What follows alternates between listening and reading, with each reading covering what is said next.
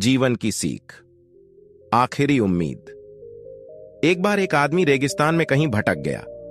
उसके पास खाने पीने की जो थोड़ी बहुत चीजें थीं, वो जल्द ही खत्म हो गईं और पिछले 2 दिनों से वो पानी की एक एक बूंद के लिए तरस रहा था।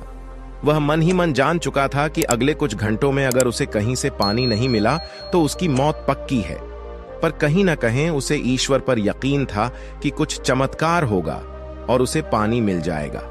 तभी उसे एक झोपड़ी दिखाई दी। उसे अपनी आंखों यकीन नहीं हुआ। पहले भी वह मृग तृष्णा और भ्रम के कारण धोखा खा चुका था, पर बेचारे के पास यकीन करने के अलावा कुछ चारा भी तो न था। आखिर ये उसकी आखिरी उम्मीद जो थी। वह अपनी बची खुची ताकत से झोपड़ी की तरफ रेंगने लगा। जैसे जैसे करीब पहुंचता उसकी उम्मीद बढ़ती जाती, और इस बार भाग्य भी उसके साथ था। सचमुच वहां एक झोपड़ी थी। पर यह क्या? झोपड़ी तो वीरान पड़ी थी, मानो सालों से कोई वहां भटका ना हो।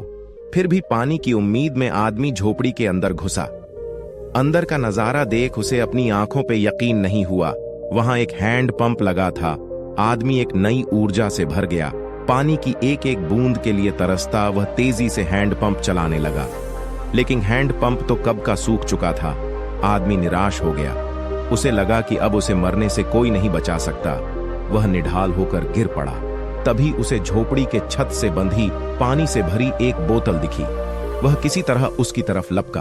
वह उसे खोलकर पीने ही वाला था कि तभी उसे बोतल से चिपका एक कागज दिखा। उस पर लिखा था, इस पानी का प्रयोग हैंड पंप चलाने के लिए करो और वापस बोतल भरकर रखना नहीं भूलना। यह एक अजीब सी स्थिति थी। आदमी को समझ नहीं आ रहा था कि वो पानी पिए या उसे हैंड पंप में डालकर उसे चालू करे। उसके मन में तमाम सवाल उठने लगे।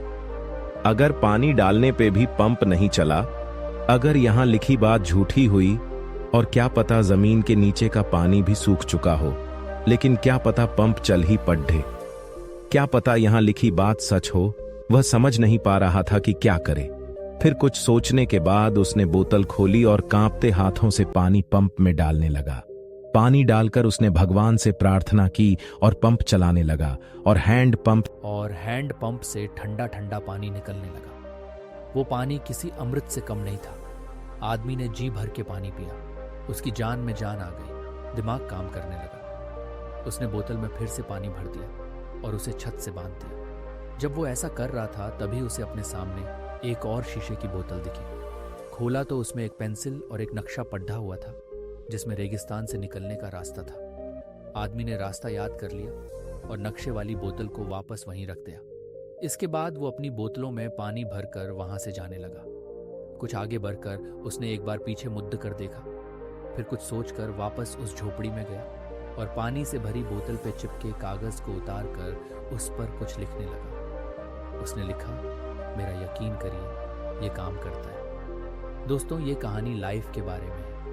ये हमें सिखाती है कि बुरी से बुरी स्थिति में भी अपनी उम्मीद नहीं छोड़नी चाहिए, और इस कहानी से ये भी शिक्षा मिलती है कि कुछ बहुत बड़ा पाने से पहले हमें अपनी ओर से भी कुछ देना होता है। जैसे उस आदमी ने नल चलाने के लिए मौजूद पूरा पानी उसमें डाल दिया। देखा जाए तो इस कहानी में पानी जीवन में मौजूद अच्छी चीज़ों को दर्शाता है।